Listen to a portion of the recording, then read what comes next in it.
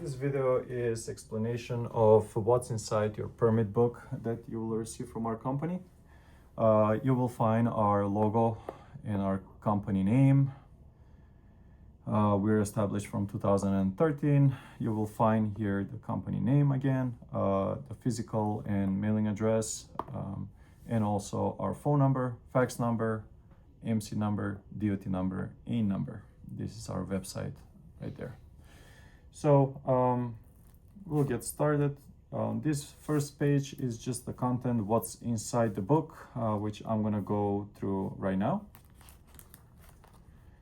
You will always find a copy of your driver license and medical card. Why we put it here? It's because people sometimes they tend to lose their wallets, or forget it somewhere. So it's always good to have a copy of your driver license and also medical card. This second page is left blank. That's for team drivers. So the next page you will see is the cab card for your truck. When you first start with us, if you need registration through us, you will receive a temporary card, temporary permit, which is valid for 45 days. And as soon as we receive the original plate and also the original cab card, we'll probably, if you're in the area, you can pick it up from the terminal or we can mail it to you. The next page is going to be the inspection of your tractor. Following page, it's going to be the registration for the trailer. You'll find your trailer number there and you'll find the annual vehicle inspection of the trailer. Please note when you pick up these trailers, make sure the tires, brakes, there are no damages to it. If they are, always take a picture, send it to the maintenance department. We need to know the same date that the damage was there when you guys picked it up, not 2 weeks later. We really need to find out if there was a damage. It was when you guys picked up the trailer, or if there is something wrong with it. Also, please note that we do cover normal wear and tear on tires and brakes. So what that means is if we do inspection every 4 months on your tractor and the trailer, those inspections, they will be covered by the company. And when we do the inspections, we also measure the tires on the trailer, the brakes on the trailer, and when the time comes and they're almost to be time to be replaced, we will replace those tires and brakes for free.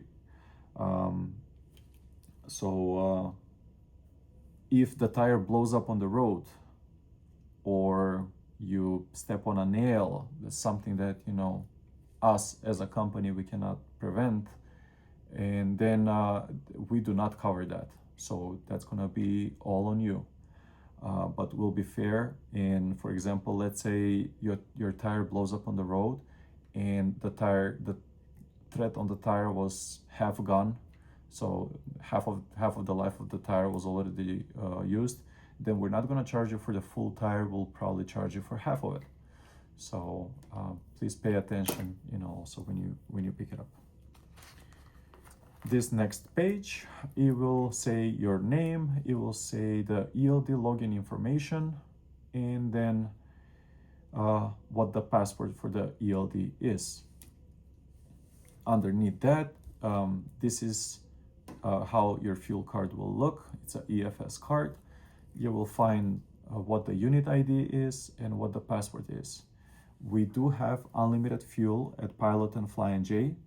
Or if you go outside their network, let's say this is TA or Love's, you can get up to 60 gallons as long as it's the first fill of the day.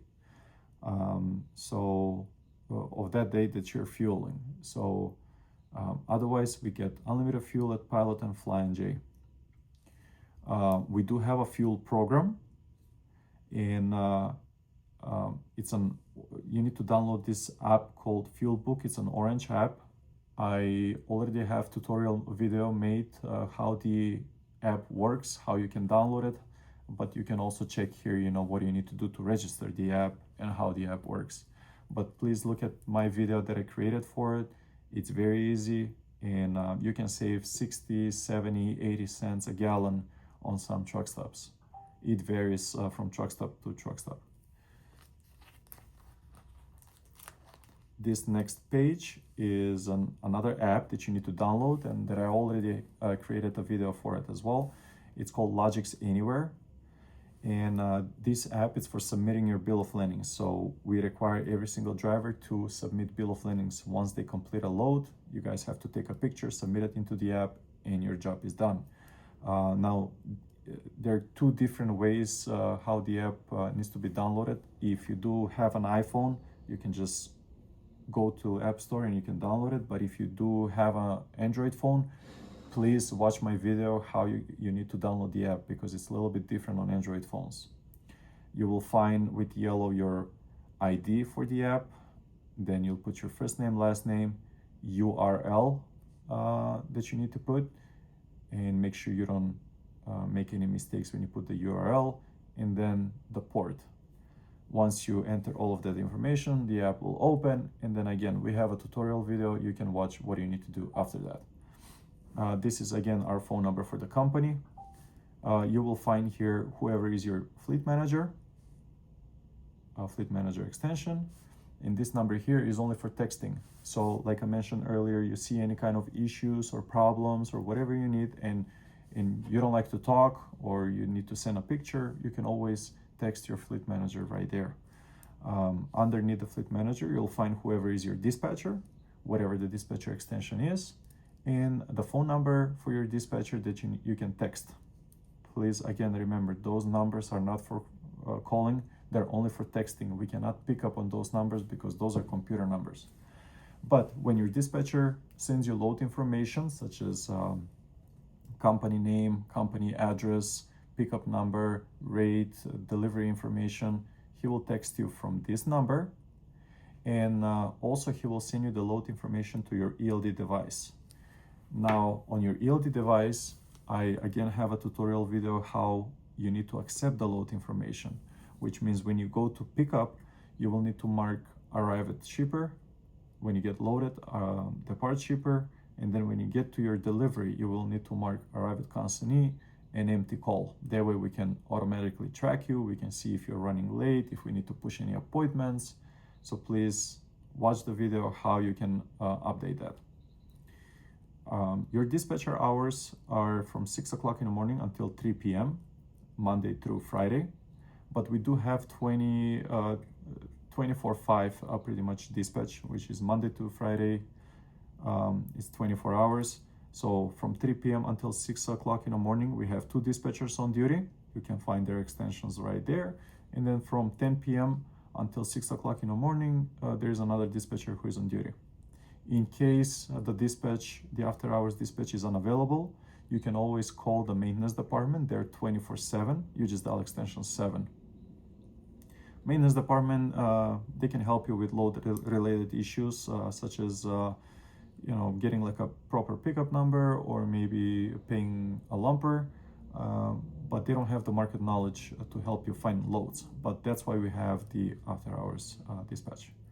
We also have weekend dispatch on Saturday between 7 o'clock in the morning and noon. Why we don't have anybody after noon is because most of our customers are closed and you won't be able to get a hold of anybody actually over there. But if you need any kind of help, our maintenance department, it's always there. Again, dial extension 7. This link here is the link that I was mentioning earlier for driver tutorials. If you go drivers.deltacarriergroup.com, you're going to be able to see those videos.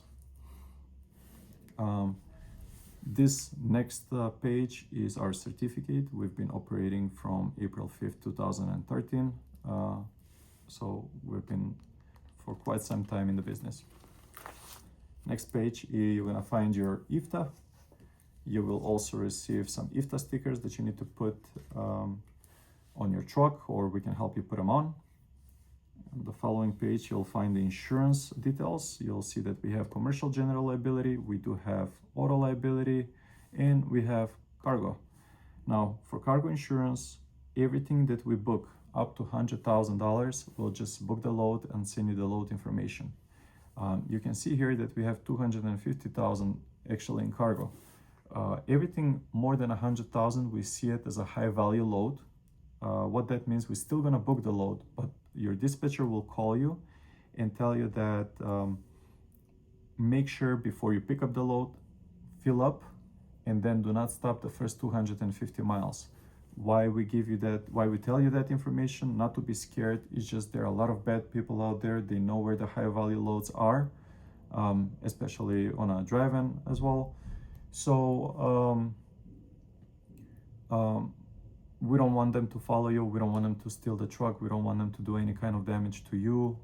So that's why, just to be on the safe side, do not stop the first 250 miles after you pick up those loads. For the drive-in drivers, if you end up getting a Pepsi load or Coke loads, please make sure that they shrink wrap the pallets really nicely, because lately they've been doing a terrible job. And when you show up to your delivery, everything is going to be on the floor, and then you're responsible for the load. Every single load that you pick up, from the time you pick up until the time you deliver, you're responsible for that load. So if you end up getting a Pepsi load, the dispatcher probably will let you know as well. Make sure they shrink wrap the pallets really nicely. Make sure they put dunnage bags in between those pallets, and then you will receive 5 straps from the company. We will give you 5 straps when you start. Make sure you put some straps on the end of the load. This next page is for your ELD, how the ELD works. If you don't know how the ELD works, you can either follow this tutorial here, or you can watch a video. If you go to that link that I mentioned earlier, there's a tutorial video how your ELD works. But this is also for the DOT, so they can check as well. All of those pages are for the Omnitracs. We have no tolerance for unsafe driving. What that means, if you get a speeding ticket or texting while driving or using a handheld mobile device, please make sure you're gonna try to fight that, go on court and try to clear that violation. If you end up getting your violation on your record, then the safety department, they'll either gonna issue a warning, all depends the severity of the violation, or they might terminate your employment. This next page is the hours of service, how the 11, 14 rest, and 70-hour limit and the sleeper bird work. This is for personal convenience. You're allowed to use PC as long as you're not under dispatch. So if you're not under dispatch, it's your truck, you can use it how you want it, but once you're under a load, you will not need to follow the rules. So there's some exemptions that you can use PC as long as you're not advancing a load. Let's say you pick up a load, you need to, when you're going towards delivery and then something happened, either truck or you need to go somewhere, as long as it's not towards the delivery, it is the opposite way, you're okay to use the PC. Otherwise, no. There are some other options how you can use PC here. Please just read through it and you'll understand. There are some driver safety tips right here to take care of yourself, keep your distance, maintain your truck, which is, everything is like something that everybody should do. This next page is for each state of if you like to idle, if they have fines for that state, and also if they have exemptions. So before you like to idle, please check every state and check what the exemptions are that you can idle. That's for all of the states. If you ever run on West Coast, this is mostly for the states that they require chains for you to have, and when they require them, on which wheel you need to put the chains on. And this final page is your lease agreement with the company. Now we're 100% on ELD compliant. If in case your ELD breaks down for some reason, you can always use the paper log. Maximum of 7 days, or pretty much day 8, you need to be in the company. So if you're If your ELD breaks down, just give a call to your dispatcher and tell him that he needs to bring you to the terminal.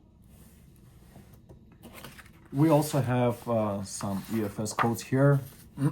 This is mostly for the drive-ins, so if you guys end up having lumpers, you can pay with these EFS codes.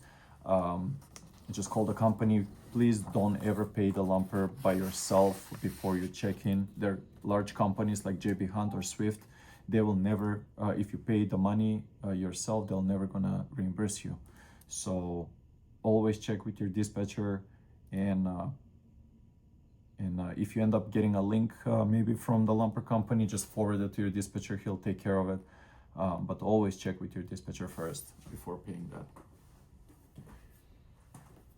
Thank you.